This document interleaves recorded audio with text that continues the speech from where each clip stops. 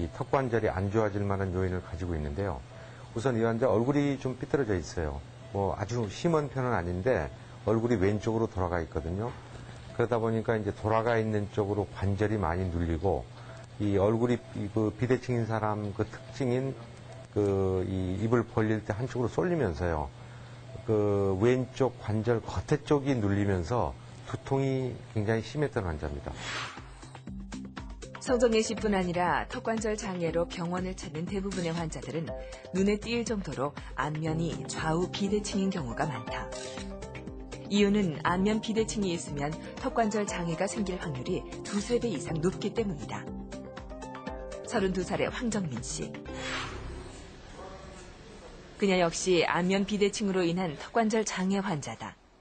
하지만 외형적인 문제보다 진통제를 2~3알씩 먹어야 겨우 잦아드는 두통 때문에 병원을 찾았다. 그때 안 좋은 쪽이 어느 쪽이라고 그랬죠? 오른쪽. 왼쪽은 아직 안 봤는데.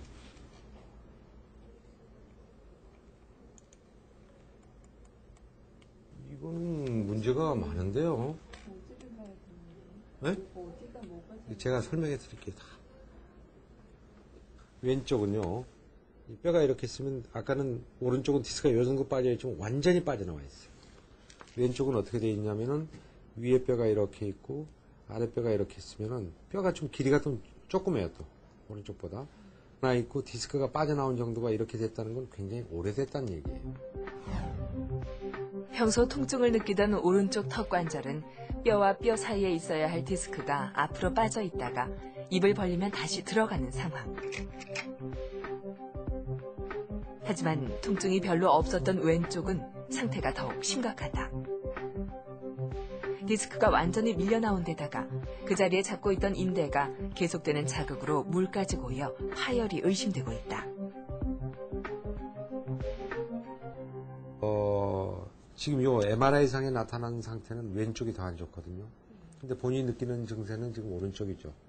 그래서 오른쪽을 위주로 치료를 하지만은 이거는 한쪽을 치료할 때 반대쪽도 같이 치료가 되거든요. 그런데 이제 이렇게 인대가 파열이 된 경우에는 말이죠. 그 치료를 하게 되면 조금 더 아플 수가 있어요.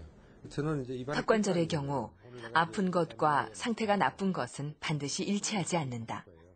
아픈 오른쪽과 상태가 나쁘지만 통증은 없는 왼쪽.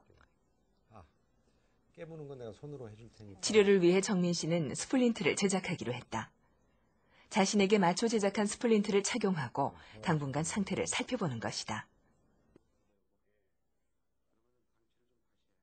스플린트란 턱관절 장애가 있을 때 치아에 끼우는 교합 안전장치로 투명한 합성 수지로 만들어진다.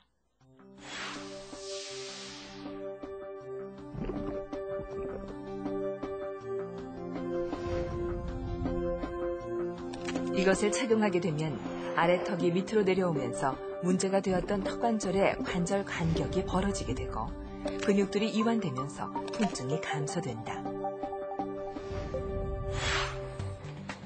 며칠 뒤 정민 씨는 자신의 턱과 치아 형태를 고려해 제작한 스플린트를 착용하게 됐다. 스플린트는 경우에 따라 짧게는 6개월에서 길게는 1년 이상 착용하게 된다.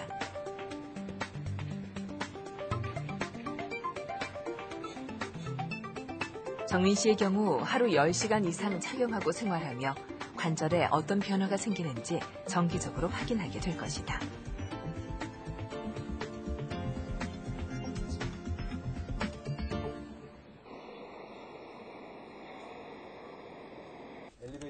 얼마 전 턱관절 수술을 받은 최근영 씨. 퇴원을 앞두고 김영곤 교수를 찾았다. 혈관을 수술하면서 잘라. 이 병이 생기게 하는 여러 가지 원인 중에 습관적인 요인이 제일 많거든. 이를 간다든지 한쪽만 씹는다든지 그런 게 고쳐지지 않는 한은 수술한만 잘 돼도 재발될 수 있어. 네, 태평 다 고쳤고요. 재발의 위험이 늘 도사리고 있다는 김 교수의 충고. 이 정도면 100점 만점에 자네는 뭐 한 99점, 98점 그 정도 돼. 감사합니다. 그리고 이제 다 가 있어.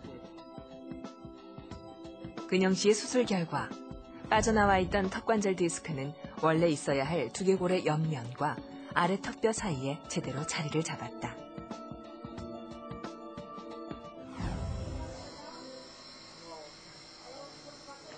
일주일간의 병원 생활을 마치고 집으로 돌아가는 근영 씨. 그에게는 몇 가지 숙제가 주어졌다.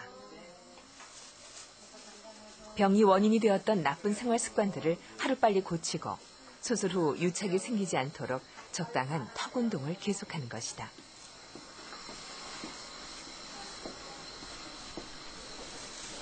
아직까지 무서운 것도 사실이고요. 뭐 수술은 잘 됐다고 하시긴 하시지만 우선 뭐 그래도 아직까지 걱정이 많죠. 또 재발하는 거면 또 어쩌나 뭐 등등 해서 그리고 또 교정도 다시 해야 되고 해야 되니까 우선 큰 짐은 덜긴 덜었는데 이제 앞에 짐을 또 어떻게 해결하는 걸 생각을 해봐야겠죠.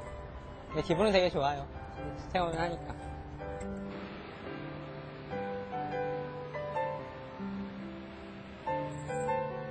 아픔을 안고 병원을 찾았던 사람들.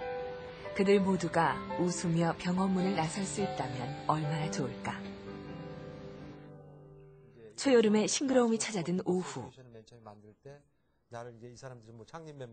김형곤 교수는 치과대학 학생들을 대상으로 턱관절 장애에 대한 강의 중이다. 현대인들에게 많이 나타나는 질병인 만큼 학생들도 이 분야에 특별한 관심을 가지고 있다. 하지만 김형곤 교수가 이 분야에 몰두하기 시작한 1980년대에 턱관절 분야는 불모지나 다름없었다. 본격적으로 관심을 갖게 되면서 미국 연속길에 오른 김형곤 교수. 그는 까다롭기로 유명한 미국 병원에서 수술에 참여할 수 있는 기회를 얻었고 그곳에서 턱관절 수술을 집도하기도 했다. 이후 미국 내 턱관절 내시경 학회가 생기면서 창립 멤버로 활동하며 국내외에서 인정받는 이 분야의 전문가가 될 수 있었다. 이게 새로운 미개척 분야지만은 내가 한번 좀 해보겠다. 또 이제 처음 시작해서 여러 가지 좋은 결과를 얻다 보니까 그거에 대한 보람도 없고 자신감도 생기고 여러 가지 자부심도 생기고 그래서 이제 이 분야에 집중을 했다면 한 계기가 된 것 같습니다. 지금도 여러 나라를 오가며 턱관절 수술을 집도하고 강의 활동을 계속하는 김형곤 교수.